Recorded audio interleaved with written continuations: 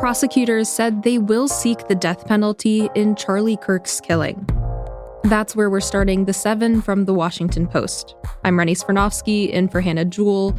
It's Wednesday, September 17th. Let's get you caught up with today's 7 stories. Tyler Robinson made his first court appearance yesterday. The 22-year-old is suspected of killing the conservative activist Charlie Kirk last week. Robinson was formally charged with aggravated murder and 6 other counts. He appeared impassive throughout the proceeding, which he attended virtually. According to court documents filed yesterday, Robinson admitted to shooting Kirk and told people he had, quote, had enough of his hatred. At a press conference, Utah County Attorney Jeff Gray read out this text message exchange between Robinson and his roommate. To be honest, I had hoped to keep this secret till I died of old age. I am sorry to involve you. Roommate, you weren't the one who did it, right? Robinson, I'm sorry. Officials did not detail what specific commentary or actions from Kirk they believed Robinson opposed. Kirk had mocked diversity initiatives and transgender identity and denounced affirmative action, among other hot-button positions.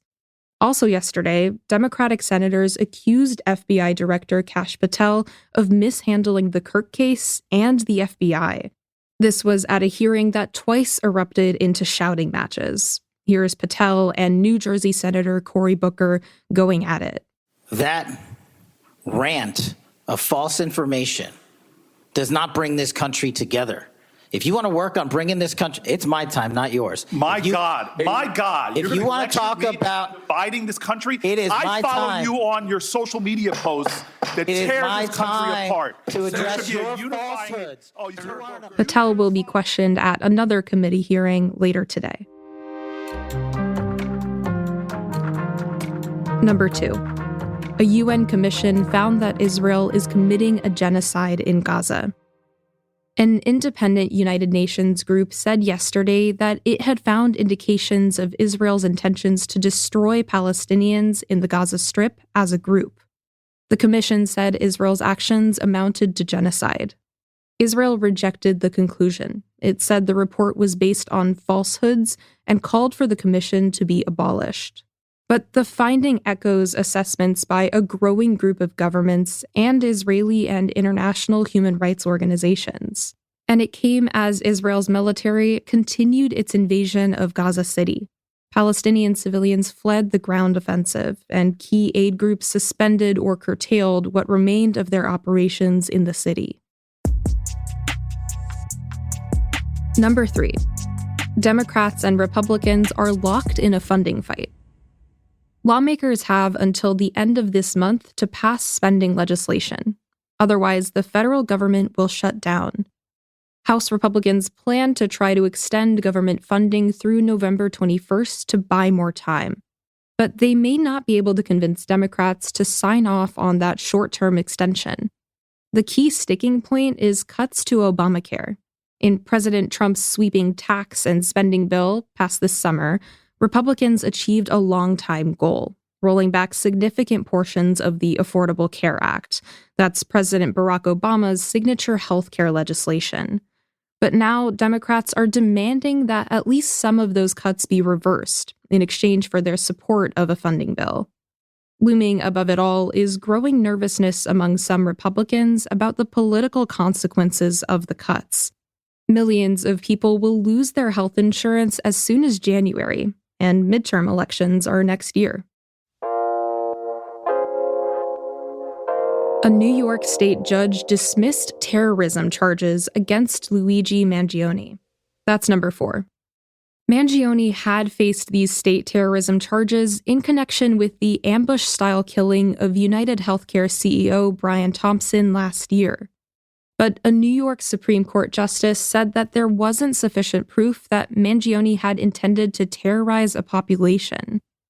The judge said Mangione was, quote, clearly expressing an animus toward the healthcare industry, but the evidence failed to prove he committed the crime to, quote, coerce or intimidate a civilian population.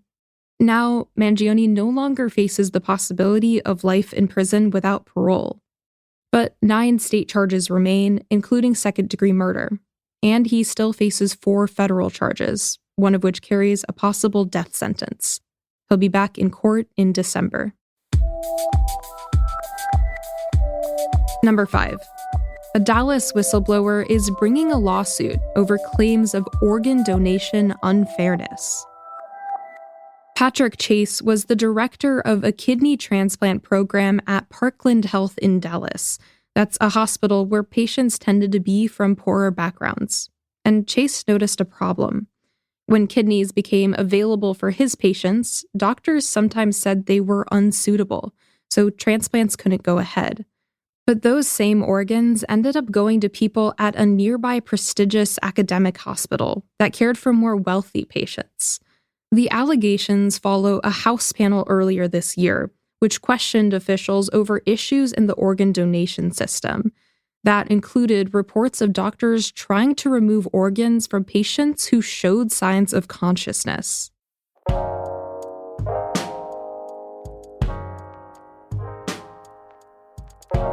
Robert Redford died yesterday at 89 years old. That's number 6. Redford was not only an award-winning actor and filmmaker, but he was also a patron saint of American independent cinema. He founded the Sundance Institute and its film festival. He had dozens of memorable roles, including in the 1969 breakout hit Butch Cassidy and the Sundance Kid, alongside Paul Newman. All right. I'll jump first. No. Then you jump first. No, I said. What's the matter with you? I can't swim! And Redford has a special place in Washington Post history. In 1976, he starred as Post reporter Bob Woodward in All the President's Men. That's a political and journalistic thriller about the investigation of the Watergate scandal that drove President Richard Nixon to resign. Bernstein. I think I got a lead on Dahlberg. I got it. What? I just talked to him. I just hung up from him. Bernstein, listen, it goes all the way to Stans. What are you talking about? It goes all the way to Stans. He gave the check to Stans for the committee to re-elect. Redford's death was announced in a statement by his publicist, who did not cite a cause. And at number 7, tech companies really want to mine the moon. Helium-3 is a gas found on the moon. It's different from the helium-4 gas pumped into birthday balloons, and it's critical to the future of supercomputing. Recently, a Finnish firm that makes ultra-cold refrigerator systems for quantum computing was found to have spent more than $300 million to call dibs on a large quantity of the gas from the moon. There's one problem, though.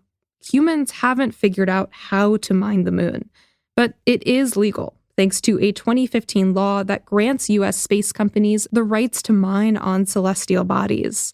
And recent advances in harvesting technology have made the possibility of moon mining feel a little less like science fiction. All right, you are all caught up.